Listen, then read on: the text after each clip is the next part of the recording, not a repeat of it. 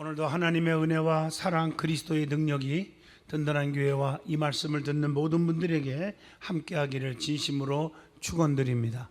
마태복음 7장 1절로 5절을 통해서 먼저 들보를 빼어라 하는 제목으로 같이 은혜를 나누고자 합니다. 사람은 누구나 원죄와 자본죄가 있습니다. 에덴 동산에서 인간의 조상 아담과 하와의 선악과의 범죄로 인해서 사람은 태어날 때부터 원죄를 가지고 태어나게 되어 있습니다. 인간은 선악과의 사건 이후에 사망의 몸이 되었고, 수고와 고통의 원죄는 예수 그리스도를 믿는 순간 모두 다 시침받게 된 줄로 믿습니다. 그러나 살아가면서 짓는 죄가 있습니다. 그것이 바로 자본죄입니다. 마음으로, 생각으로, 행동으로 짓는 죄를 말합니다. 그 죄가 너무 많습니다. 누구나 다 이런 죄를 짓고 있습니다. 그렇게 진실하게 살려고 복음을 위해서 살았던 사도 바울도 날마다 나는 범죄해노라, 나는 날마다 죄를 씻노라, 이런 고백을 하게 된 것입니다. 우리는 로마서 3장 10절 말씀처럼 의인은 없나니 하나도 없으며 이 말씀을 가슴속에 새겨야 됩니다. 이러한 자본죄는 솔직하게 하나님 앞에 무릎 꿇고 진심으로 회개함으로 모두 다 사함을 받습니다. 어떤 죄를 졌을지라도 하나님께 통회하고 자복하면 누구든지 용서를 받을 수 있다는 것입니다. 용서를 받는 자는 하나님께서 과거를 기억하지도 아니하시고 무조건 다 용서하시고 우리를 특별한 사람으로 사용하여 주신다는 것입니다. 그렇기 때문에 인간은 누구도 다른 사람을 절대적으로 비판할 수가 없는 것입니다. 하나님께서 용서하시고 하나님이 강하게 쓰시는데 사람이 누가 지난날을 얘기를 하면서 정죄하겠습니까? 그런 사람은 자기가 엄청나게 다치는 것입니다. 그래서 이런 말씀을 들으면서 나는 절대 하나님 앞에 터지는 일을 하지 않겠다라고 결심을 하면 아주 지혜로운 사람이 되는 것입니다. 성경을 보면 누구든지 하나님께 엎드리기만 하면 하나님께서는 절대로 버리지 아니하십니다. 그리고 가장 크게 사용하셨음을 말씀을 통해서 알 수가 있습니다. 하나님께서는 사울을 버렸지만 다윗은 버리지 아니하셨다고 사무엘하 7장 15절을 통해서 나옵니다. 인간적으로 말하면 사울과 다윗을 비교해 보면 사울보다 다윗은 더 엄청난 범죄를 한 자였지만 사울은 교만했습니다. 주의 종을 우습게 여겼습니다. 그리고 기도를 하지 않습니다. 무릎을 꿇지를 않았어요.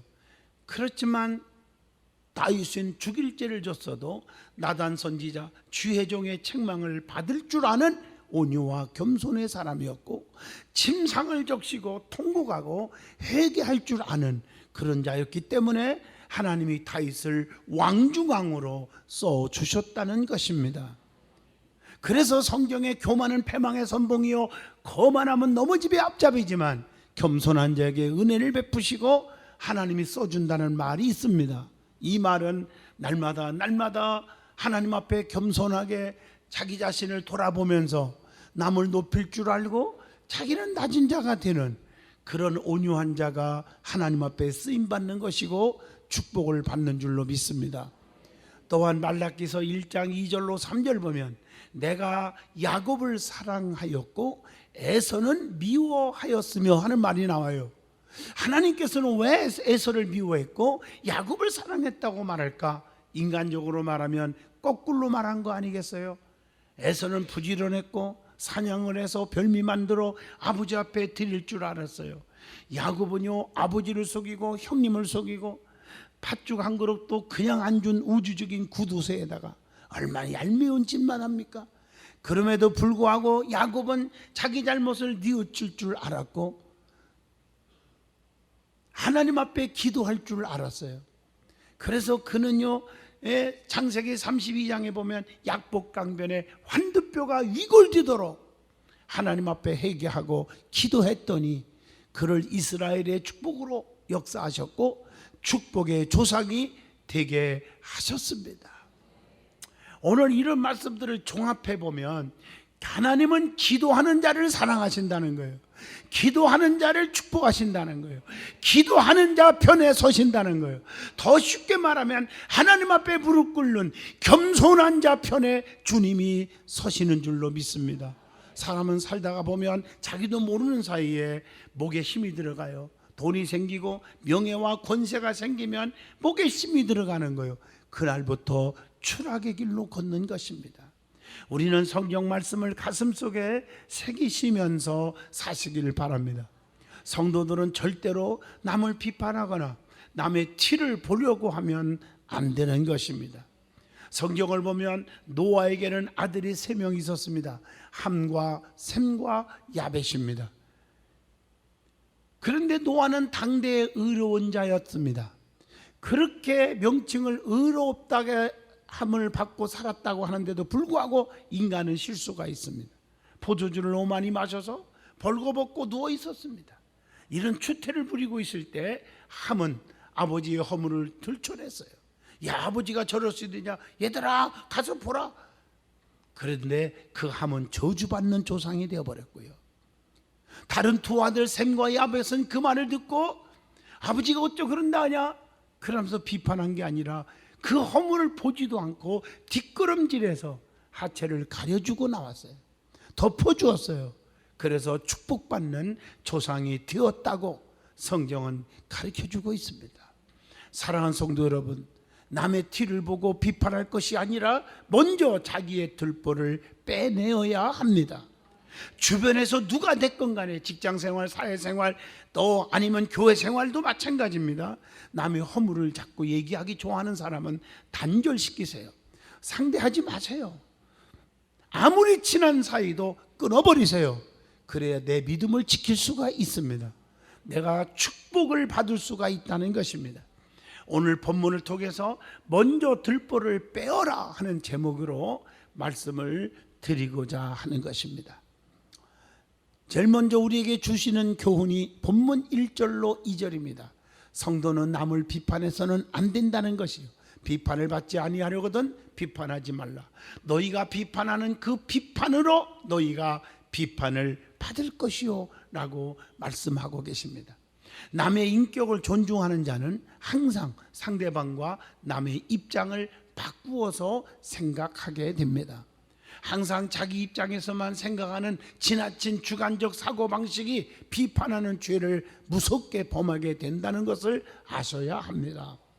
이 세상은 산울림과 같습니다. 메아리와 같다고 말합니다. 내 입에서 좋은 말이 나오면 좋은 말로 들려오고, 비판과 악담의 말을 하면 그대로 비판과 악담의 말로 들려오는 것입니다. 왜 비판하지 말아야 합니까? 성경은 말합니다. 첫째, 판단을 내가 해서는 안 되기 때문입니다. 그래서 로마서 14장 13절에 서로 판단해서는 안 된다고 가르쳐 줬어요. 주의하라고 했어요. 주가 오시기 전에 성급히 판단해서는 안 된다는 얘기입니다. 주님 오실 때에 정확하게 다 하나님은 기억하시고 판단하신다고 고린도전서 4장 5절에도 교훈하고 있습니다. 성급한 판단은 곧 정죄가 됩니다. 로마서 2장 1절, 너무 성질이 급해갖고 알지도 못하면서 반대로 해석하고 혈기를 부리고 교회를 비판하고 교회종을 비판하고 하나님을 원망하다가 그 다음날 보니까 자기가 잘못된 판단이었거든요. 이미 엎질러진 물입니다. 그래 하나님이 기뻐할 리가 없습니다. 그래서 너무 성질이 급하고 혈기를 부리는 자는 축복이 없습니다. 남을 판단한 그 판단으로 하나님께 판단을 받게 된다고 로마서 2장 3절에 말씀하고 계십니다.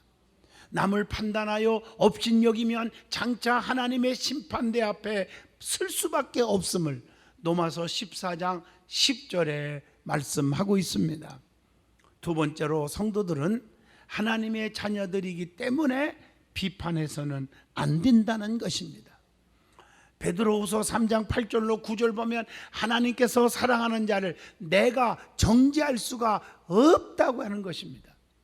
로마서 8장 11절로 12절에 예수님께서 사랑하는 자를 내가 비판할 수가 없다고 하는 것을 말씀하고 있습니다. 그래서 마태복음 5장 9절에 하나님의 자녀들은 먼저 화목해야 한다고 했습니다. 세 번째, 자신을 위하는 길이 비판하지 않는 것이기 때문에 비판하지 말아야 한다는 것입니다.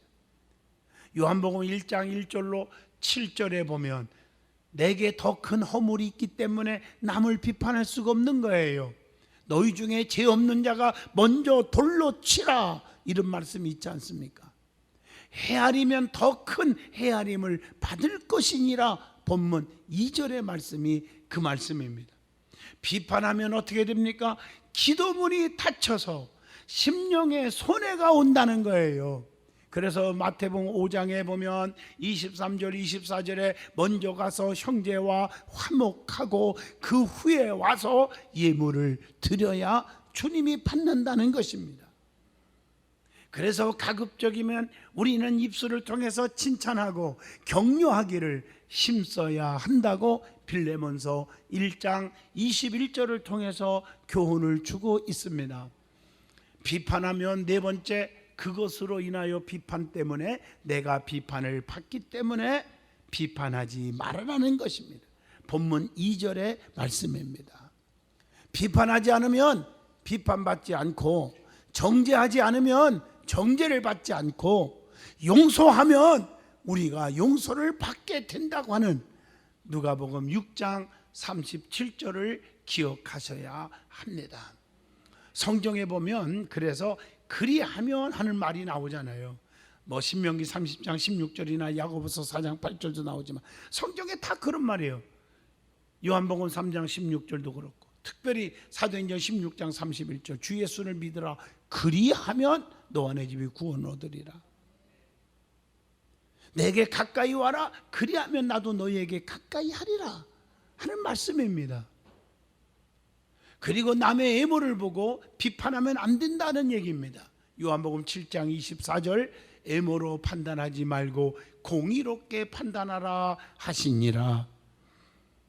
모든 인간은 남을 비판할 자격이 없다는 것, 로마서 3장 10절을 통해서 아시지 않습니까? 의인은 없나니 단 하나도 없다는 것입니다. 참된 비판은 오직 심판주 하나님밖에 할 수가 없다는 것을 야고보서 4장 11절로 12절에 말씀합니다.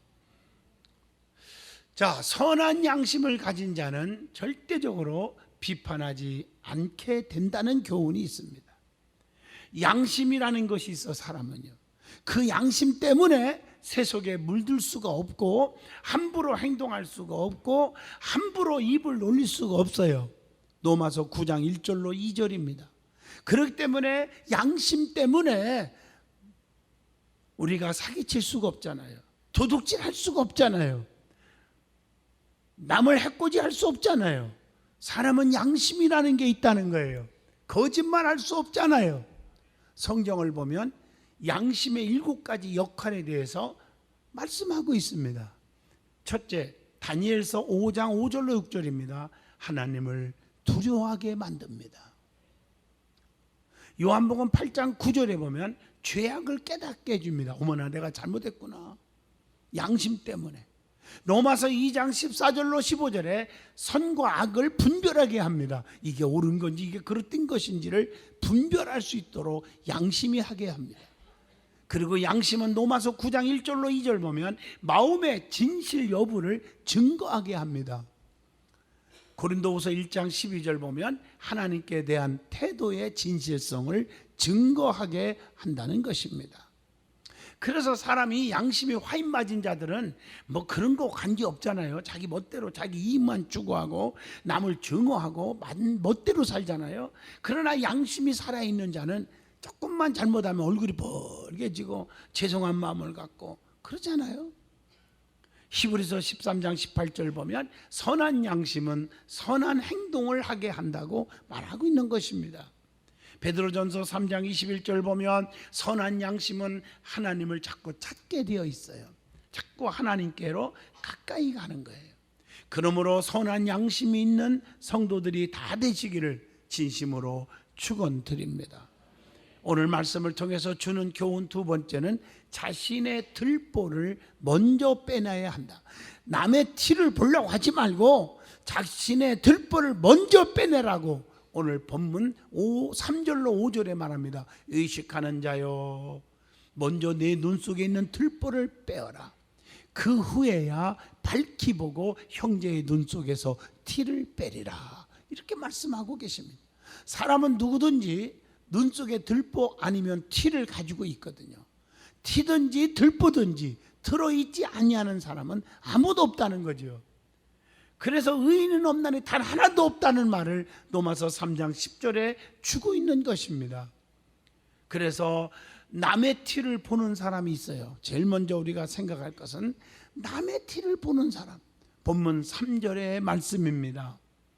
형제는 가장 가까이 있기 때문에 형제끼리는 장점과 단점을 다 볼 수 있어요. 가까운 만큼 사랑하고 이해해야 하지만 실상은 너무 가깝게 보다 보니까 형제의 눈 속에 티만 보고 문제를 삼는 자들이 많은 것입니다. 가정에서도 시어머니가 며느리를 욕하고 며느리가 시어머니를 욕하고 그렇지 않습니까? 교회에서도 교인과 교인 사이에, 주의종과 교인 사이에 티만 보면서 비판해서야 되겠냐는 것입니다. 누구든지 털어서 먼지 안 나는 사람이 있습니까? 성경을 보면 죄 없는 자가 먼저 돌로 치라. 요한복음 8장 3절로 11절입니다. 아무도 못 치고 다 도망갔어요. 왜? 자기가 더 더러운 사람임을 알았기 때문입니다. 저는 이 말씀을 보면서 목회 오랫동안 하면서 이 말씀이 참 맞는 것 같아요. 남 얘기하는 사람, 자기가 굉장히 깨끗한 척하고 남 얘기하는 사람들을 보면 적어도 10배 정도는 자기가 비판거리가 있는 사람임을 저는 발견하고 있습니다. 그래서 남 얘기하는 사람과 가까이 하지 않기를 축복합니다. 오염된다는 거죠. 그래서 성경에 골로새서 3장 14절에 모든 것 위에 사랑을 토하면 온전하게 매는 띠가 된다. 아무리 허물이 보여도 거기다가 사랑을 플러스 해보면 서로 묶는, 더 가까워지는 온전한 띠가 된다는 거예요. 남편의 허물을, 아내의 허물을, 부모의 허물을, 성도들의 허물을 보이잖아. 가까이 하다 보면 거기에다가 사랑을 더해버리면 그것이 온전히 매는 뜨거운 띠가 된다는 것입니다. 그리고 용서의 정신이 있습니다. 타인의 불행을 기뻐하지 않습니다. 잠언서 24장 17절. 또 보복하지 않습니다. 잠언서 24장 29절. 위로합니다. 고린도후서 2장 7절. 불쌍히 여깁니다. 에베소 4장 32절 말씀. 그리고 주님은 외식하는 자를 책망하고 있음을 가르쳐주고 있습니다. 본문 5절에 외식하는 자요, 먼저 내 눈 속에서 들보를 빼어라, 이렇게 말하고 있어요. 외식하는 자는 독선적인 자를 말합니다. 누가복음 18장 11절로 12절의 말씀입니다. 그리고 이사야 65장 5절 보면 스스로 거룩히 여기는 자를 말합니다. 또 외식하는 자는 중요한 것을 잃어버린 자예요. 바리새인과 서기관들 같이 마태복음 23장 23절로 24절에도 나오지 않습니까? 또 외식하는 자는 거듭나지 못해서 탐욕과 악독이 가득한 자라고 누가복음 11장 39절에 말씀을 하고 있습니다. 그래서 오늘 본문 3절에 자기 속에 있는 들보를 깨닫지 못하면 안 된다는 것입니다. 아, 나는 정말 더 더러운 죄인인데, 나는 저분보다 더 연약한 자인데, 이런 생각을 하셔야 되는 것이죠. 자기 속에 있는 들보를 깨닫지 못하면 절대 안 되는 거예요. 오늘 본문을 통해서 우리는 아셔야 됩니다. 미련한 자는 자기 의만 생각해요. 자기 주장이 너무 강해요. 잠언서 12장 15절입니다. 그 미련한 자라고 그랬어요. 자기의 인자함만 자랑하면 충성된 자를 만날 수가 없다고 잠언서 20장 6절에 말씀하고 있습니다. 그래서 자기가 잘난 척하고 자기가 최고고 자기가 믿음 있고 자기 말만 오르고 교회 안에서도 내 말대로만 따르라고 하는 사람들은 보세요, 사람이 붙지를 않아요. 이걸 아셔야 돼요. 스스로 죄 없다고 하는 자는, 그래서 에레미야 2장 35절에 하나님이 그 사람을 심판하신다 이렇게 말하고 있어요. 무서운 얘기죠. 그래서 남의 눈에 티를 보기 전에 자신의 눈에 있는 들보를 빼내야 한다. 본문 5절의 말씀이 그 말씀입니다. 들보는요, 성전 마루를 고정시키는 데 쓰는 큰 나무를 가리켜요. 열왕기상 7장 3절에 보면 기둥 위에 있는 들보를 45개를 백향목으로 덮었다 이런 말이 나오거든요. 즉 남의 허물을 보기 전에 자기 자신의 엄청난 실수와 죄악과 허물을 볼 줄 알아야 한다는 것입니다. 자기부터 깨닫고 회개하고 남의 허물을 위해 권면하고 빼내어야 할 줄로 믿습니다. 다른 사람이 문제가 있는 것이 아니라 내 자신에게 문제가 있음을 아셔야 한다는 것이죠. 삐딱한 안경을 쓰면 다 삐딱하게 보이는 거 아닙니까? 노란 안경 쓰고 보면 다 노리끼리하게 보이는 거 아닙니까? 자기 자신의 안경을 바꿔 쓰고 봐야 될 줄로 믿습니다. 그리고 자신의 들보를 뺀 다음에 그 다음에 형제의 눈 속에 티를 빼라는 것입니다. 본문 5절의 말씀입니다. 스스로 자신을 씻을 때, 나 자신을 깨끗하게 씻을 때 악을 제할 수가 있다는 이사야 1장 16절의 말씀입니다. 그리고 마음의 악을 씻어버릴 때 구원을 얻는다고 에레미야 4장 14절에 말씀하고 계십니다. 사도행전 22장 16절을 통해서 보면 자신의 죄를 씻기를 주저해서는 안 된다고 말씀하고 계십니다. 그 다음에 영적으로 봅니다. 영의 눈이 모두 밝아져야 한다는 축복의 말씀이 있습니다. 여러분, 사람은 눈이 여러 가지가 있어요. 근데 그 중에서 좋은 눈도 있지만 잘못된 눈이 있대요. 그게 뭘까요? 자, 본문 3절에 나오죠. 자기 들보는 못 보고 남의 티만 보는 눈이 있다는 거죠. 그래서 먼저 우리의 눈 속에 들보를 빼고 형제의 티를 보라고 본문 5절에 말하는 것입니다. 입법자와 재판자는 한 분인즉 우리는 판단하지 말아야 한다고 야고보서 4장 12절에 말씀하고 계십니다. 그래서 죄 없는 자가 먼저 돌로 치라고 하는 요한복음 8장 7절을 주고 있는 것입니다. 우리는 각각 그리스도의 심판대 앞에서 심판을 반드시 받게 된다는 것을 고린도후서 5장 10절에 말합니다. 자, 그 다음에 볼 줄 모르면서 잘 보인다고 하는 눈이 있어요. 그게 뭘까요? 요한일서 2장 16절, 세상에 있는 모든 것이 육신의 정욕, 안목의 정욕, 이런 것, 이생의 자랑, 이런 것들이 다 세상으로부터 온 것이라 이렇게 말하고 있어요. 눈은 있어도 보지 못하고 귀가 있어도 듣지 못하는 자가 있다고 마가복음 8장 18절에도 말씀하고 계십니다.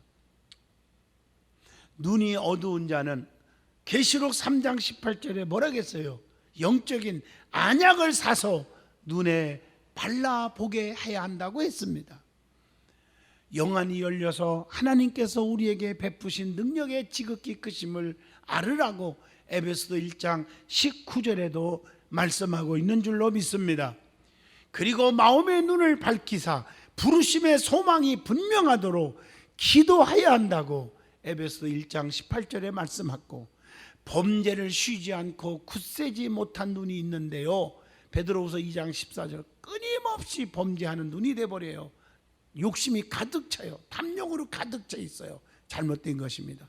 그래서 눈이 범죄하게 하면 빼어버리라고 마태복음 18장 9절에 이렇게 말씀하고 있는 것입니다. 그래서 또한 사람의 정욕을 따르지 않고 오직 하나님의 뜻만을 따라서 살아야 한다고 베드로전서 4장 2절에 말씀하고 있는 것입니다. 그리고 눈을 가진 자가 조심해야 할 것이 있대요. 그게 뭘까요? 계시록 3장 17절, 어두워지지 않도록 영안이 열려야 한다. 누가복음 7장 38절에 눈물이 말라버리지 않게 하여야 한다 그랬고요. 그래서 성도가 흘려야 할 눈물이 있어요. 성도, 예수 믿는 사람은 흘려야 할 눈물이 뭘까? 시편 126편 5절에 의를 위한 고난의 눈물을 흘려야 합니다. 마가복음 9장 24절 믿음의 눈물을 흘려야 합니다. 마가복음 14장 72절 회개의 눈물을 흘려야 됩니다. 누가복음 7장 38절 감사의 눈물을 흘려야 됩니다. 누가복음 19장 42절 죄인에 대한 연민의 눈물을 흘려야 합니다. 또 요한복음 11장 35절 자비의 눈물을 흘려야 합니다. 사도행전 20장 19절 겸손과 눈물, 봉사의 눈물을 흘려야 합니다. 사도행전 20장 31절 훈계의 눈물을 흘려야 합니다. 권고의 눈물도 흘려야 한다고 빌립보 3장 18절에 말합니다. 그것보다 더 중요한 것은 히브리서 5장 7절 눈물의 기도의 눈물을 흘려야 한다는 것입니다. 그래서 신앙이 교만해져서 남의 단점을 보는 눈이 되지 말으라고 본문 1절에 교훈합니다. 선줄로 생각하는 자는 넘어질까 조심하라고 고린도전서 10장 12절에도 권면하고 있습니다. 하나님께서는 교만한 자를 버립니다. 겸손한 자를 은혜를 주신다고 베드로전서 5장 5절에 가르쳐주고 있는 것입니다. 남의 실수만 보는 눈이 되지 마시기를 바랍니다. 결론적입니다. 남의 티만 보지 말고 자기의 들보를 보고 들보를 빼내는 그런 자가 되기를 바랍니다. 남을 사랑하고 남을 용서하고 관용하는 그런 여러분들의 모습이 신앙 가운데 있어지기를 바랍니다. 기도합니다.